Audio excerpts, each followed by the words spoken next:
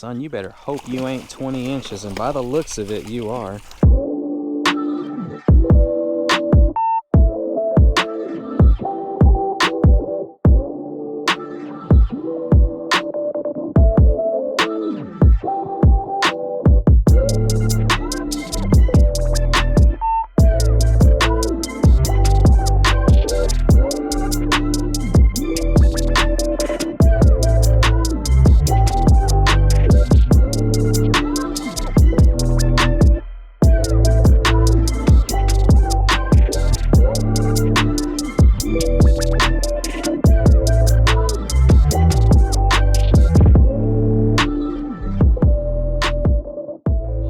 MDLR fishing, everyone. For those of you that are new to the channel, welcome. Really appreciate it. Let's give you a little bit of context on what is going on here on the Texas Gulf Coast, the upper portion that is. It's springtime, and we've been having some rolling cold fronts that push through within a matter of days and changing the ambient temperature by a couple of degrees. But what happens is, because of all those fronts, we can have a water temperature like differential of 10 degrees, and that right there just confuses the fish, in my opinion and experience, that since I've been fishing out here. So it makes springtime a very tough time for me to come out here and consistently stay on good fish. So what we're doing is hitting a marsh system that has got some shallow water plus some deeper stuff. In the event that we catch the fish in the deep stuff, then awesome, but usually they're going to be shallow this time of year. So we're trying to find back lakes and stuff like that, look for mud clouds that happen to appear from either mullet or the redfish themselves. It's just been a very slow going day right now. High winds, moderate to high out of the north. Let's see what happens at the second spot.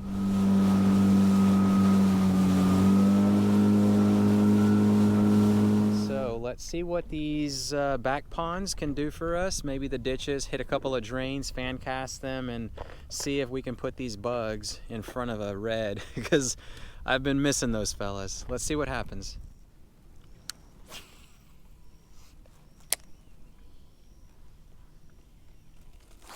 Got him, son. I thought it was oyster at first.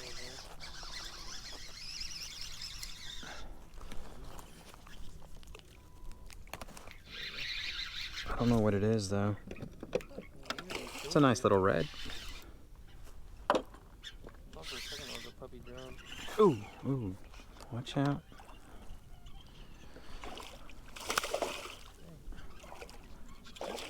Son, you better hope you ain't 20 inches, and by the looks of it, you are. He's giant. Look how big he is in the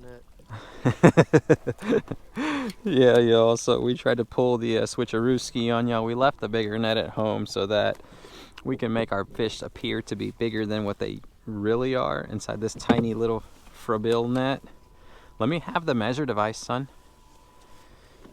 We want to see if this guy is a keeper, because if he is, I've been wanting some red fish like on the half shell in the grill, something like that, for the longest time. Also, I'm going to need the boga so I can get this guy back in the water to rest. Christian's bogarting up there, saying that I never catch fish, so he's just keeping everything up there to himself. Oh man, here we go. Alright, buddy, let's get you back in the water. Chill, bro. Dang, dude. Hey, dude, God, I gave him a good breath, and that just rejuvenated the turd to start going all wacky on me. Alright, here we go. How big is you? Oh, yes, son. 20? 21 and a quarter. That's good. Aha, cha-ching. Curltail bug, the black and gold. Right there. No, we gotta catch a flounder. Gorgeous redfish right there. Can you do that? Yeah, I'm pretty sure I could. A perfect backwards cast. A perfect retrieve forward. Alright.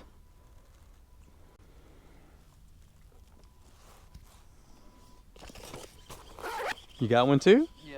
Right up against the oyster. It's a speckled trout for sure. That was on my backwards cast too. That's crazy.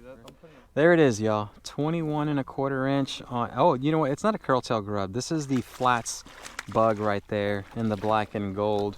Let's get this guy off, and we're gonna immediately dispatch him, and we'll get him in the water. Or in the ice chest, not the water. There we go, baby. Yes. 2 keepers. This is the actual perfect size right there to take home and enjoy. Good table fare, y'all. It is great eating. All right, Mr. Redfish. Seriously want to thank you for providing us with some great nourishment. Let's get you inside the bag. You can join Mr. Trout right here. 2 keeper fish, y'all. Gonna be a good dinner tonight. No going to the supermarket for food, for fresh food, or no.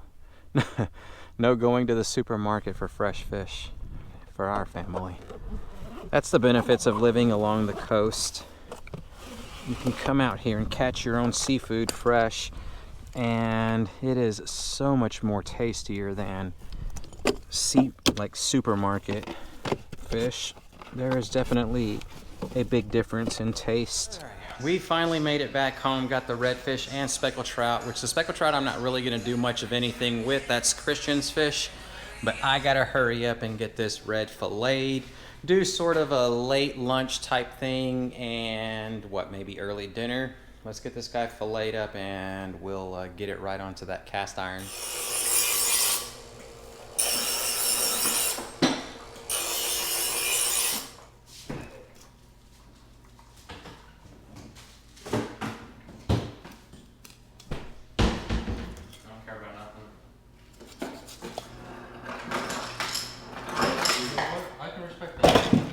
Right.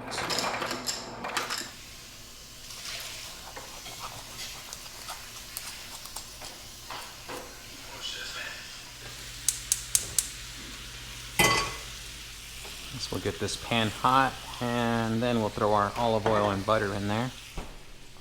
Yeah, I'm not too sure how it goes for y'all, but speckled trout, very pungent fish smell for my liking. It's really got that super, super pungent fish smell. So we're gonna do like a blackening style fish. Just something very easy, very quick. I know we got something in here. Is this Chef Paul's? No. Here we go. This is the one that I prefer. Almost out. We're definitely gonna have to buy some more really soon. Separate the speckled trout from the redfish. I don't know what Christian is intending to do with his fish, but I'm cooking mine immediately.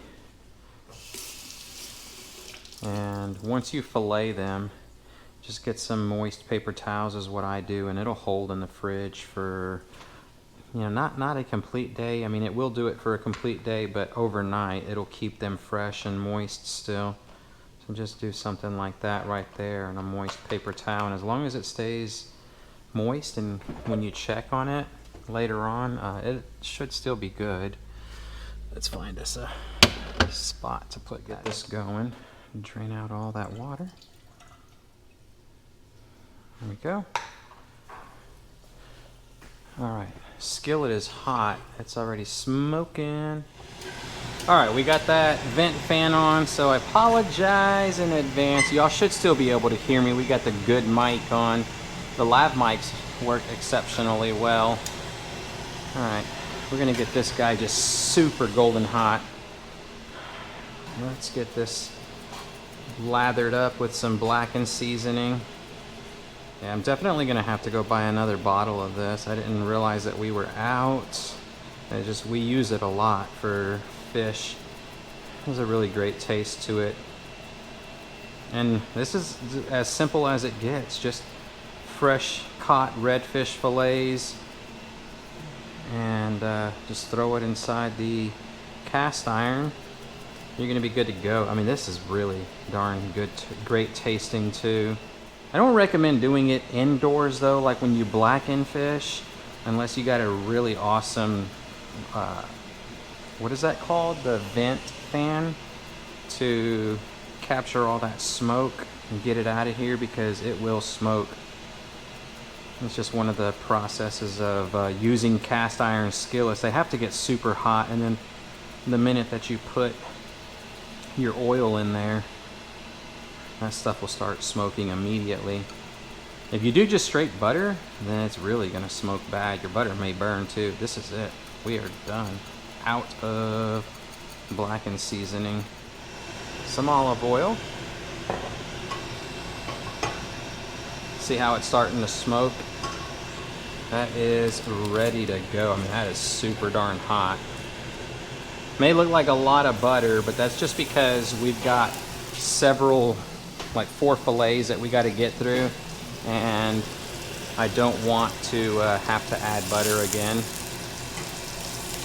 And if you don't want this stuff to pop all over your stove and your kitchen counter, this is what we do. Me and the wife will put this right here over once we add our whatever it is that we're cooking. All right, we're gonna do the thick pieces first.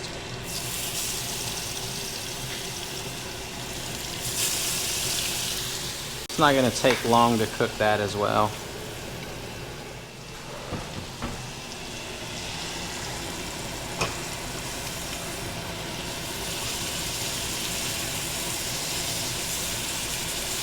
Oh, that is looking really good, y'all. Wish I had some pasta, but what we're trying to do is bypass like highly processed foods, and unless we make the pasta ourselves, there really is no doing that. So that's one of them hard things to like get out of your diet, because if we had pasta, well, I don't see them in here. I thought I had some capers in here. Yeah, I do right here.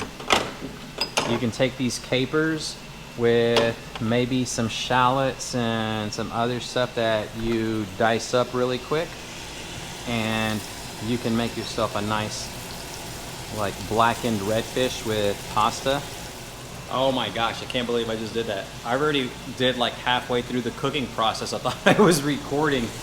That's why I don't like using the GoPro, but it's the easiest thing because I don't need a camera person to operate the bigger camera. So this is what we got going on. I'm not even sure what we've recorded so far, but the bigger pieces of the fillets are done.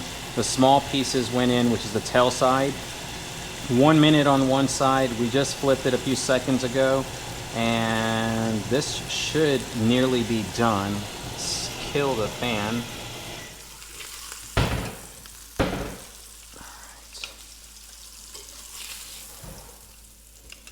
And there we are. That is as fresh as you can possibly get it. From the water to the plate, less than an hour. Sweetheart, you want some? This is gonna be the first meal of the day. No breakfast and no lunch. We was hoping to catch this like earlier on in the day so that we could actually come home early and eat for lunch, but that just didn't happen. The fish had other things on their mind. All right, here we go. Let's see. I'm gonna do my best to film this and capture it all. I don't know how that's gonna work, but we're gonna do our best. So hopefully you're getting this. Y'all are able to see. Look at that right there. It's so flaky.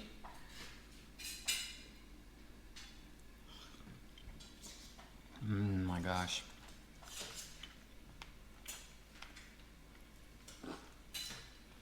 There's no substitute for fresh caught fish.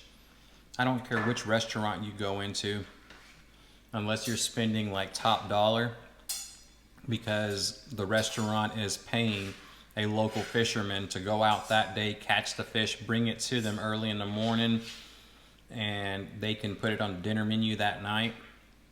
You cannot get the fresh fish taste that same day at any restaurant. So some of the quality may be there, but you're just not gonna get this quality right here. Zero fish taste whatsoever. This is the way redfish, any fish, should be consumed right here immediately. Yeah, this is absolutely amazing. Blackened, if you've never had blackened redfish, blackened anything for that matter, you definitely got to try it. One of the main reasons why I love redfish over speckled trout, I'm not too sure if y'all were able to hear Christian talking earlier today, but I prefer redfish over flounder and then speckled trout. So in that order, reds, flounder, then speckled trout. It's because the redfish doesn't have that pungent fish smell, taste, whatever it was that I was describing earlier. Just by the specks being right there on the cutting board with the reds, I could smell it big time, and I just don't go for that stuff. But the other thing is that the redfish meat, it is very thick and a bit more tough, so that when you sink your teeth into it, it doesn't feel real mushy and tender. I guess some people describe it as being tender for like the speckled trout and the flounder. I prefer the flounder texture and taste over the specks, because if you're gonna get the mushy taste of those fish fillets, then at least I don't get the fish flavor. I guess that's the best way to describe it. I've got 3 more fillets to finish, but before I do, and just make y'all starve and your mouth water while I do this, I'm gonna go ahead and end this one here. I wanna thank each and every one of y'all for tagging along on my adventure today. I really appreciate y'all.